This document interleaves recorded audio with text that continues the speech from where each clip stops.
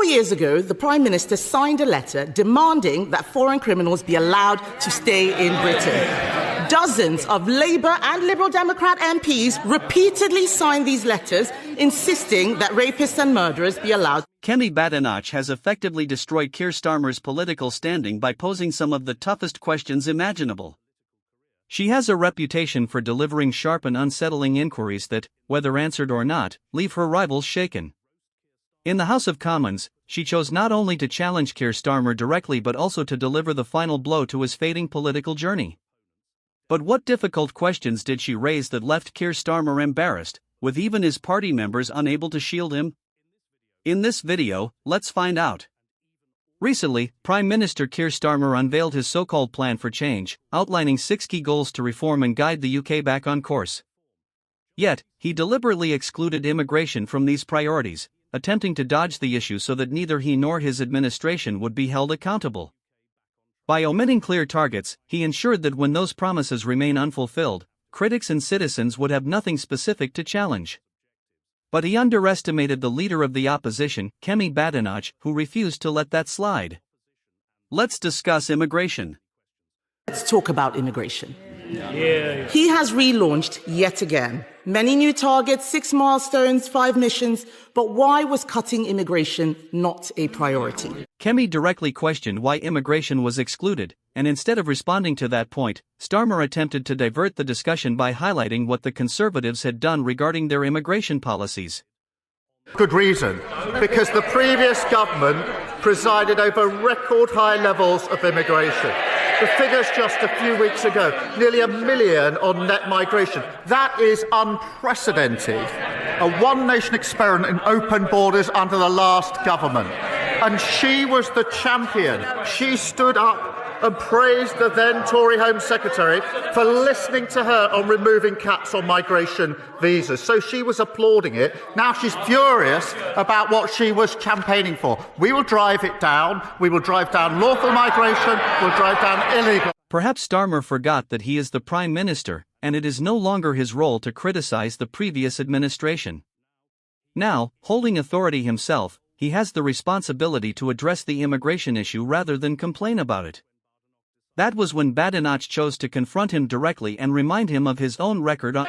Mr. Speaker, he talks about open borders. He was the one campaigning for free movement. I was in this House asking for a lift on skilled migration. He was there supporting all of the people who should not have been in this country. He wanted us to relax immigration. But as he's so keen to talk about the past, let's look at his record. 4 years ago, the Prime Minister signed a letter demanding that foreign criminals be allowed to stay in Britain. Dozens of Labour and Liberal Democrat MPs repeatedly signed these letters insisting that rapists and murderers be allowed to stay here. One of those criminals, Ernesto Elliott, had 17 convictions, including for knife crime. After his deportation was blocked, Elliott went on to murder someone. He was able to stay here and murder because people like this man campaigned against deporting criminals. Will he apologize for signing these letters? Mr. Speaker, I'd firstly remind her that when we're in the number now, under their watch, of migrants coming... At this point, Starmer was left speechless. He struggled to find any argument to defend his past actions. He couldn't deny having written letters urging that even offenders guilty of severe crimes, including murder, be permitted to remain in the United Kingdom. In an attempt to save face, he once again resorted to criticizing the previous administration's approach to immigration, accusing them of letting more migrants enter the country. Yet, he remained silent about his own letters and his stance that appeared to support keeping dangerous individuals within the UK's borders. Firstly, remind her that when we're in the number now, under their watch, of migrants coming to this country, nearly 1 million, is over 4 times the number when we're in the EU. They lost control of the borders. And the particular example she puts to me is an example of failure under her government to take the necessary measures to keep our country safe. But this time, Kemi Badenoch was in no mood to accept the blame. She refused to tolerate the fact that, despite being Prime Minister and possessing the authority and means to address the immigration crisis, Starmer was still wasting time dwelling on what the previous government had done. Mr. Speaker, this is a ludicrous assertion. He is the one who was repeatedly signing letters. He even asked us to pause all deportations. He asked us to pause all deportation. He doesn't want to talk about his past, Mr. Speaker, but that letter is just the tip of the iceberg. There is more. The Prime Minister actually complained that the immigration system was working to deter migrants rather than provide support. He said, and I quote, that he was proud to have served as Jeremy's shadow immigration minister. He boasted that he took the last Labour government to court for cutting benefits for asylum seekers. He said he would never set a target-based approach to immigration. He wants to talk about immigration. Let's talk about his record. We can talk about it all day. Before we move forward, tell us, are you enjoying the video? If so, please like, share, and subscribe to our channel for more exclusive coverage of the major shifts taking place in British politics. Now, let's continue. What Kemi Badenoch said next completely stunned everyone in the Labour Party, and Starmer appeared visibly uneasy, struggling to conceal his discomfort. This moment delivered the final strike as Badenoch exposed how Starmer handles direct questions. Mr. Speaker, he did not answer a single question. He never answers questions. He wants to talk about the past. The fact is, we've acknowledged where things went wrong. He will never take responsibility. He will never take responsibility. The fact is, he has scrapped a deterrent that the National Crime Agency has said we need. Since he came into government and scrapped the Rwanda deterrent, small boat arrivals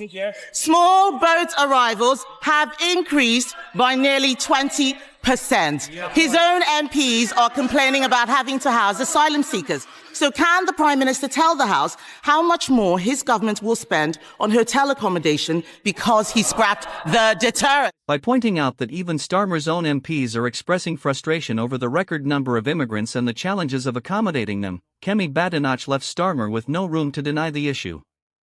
Several Labour MPs raised strong objections to a proposal to temporarily house asylum seekers in a hotel within their constituencies. Chris Curtis, the Labour MP for Milton Keynes North, argued that the plan was neither safe nor suitable for the local community. He explained that both he and Milton Keynes City Council were recently notified by the Home Office about an urgent requirement to create a temporary asylum centre in Newport Pagnell.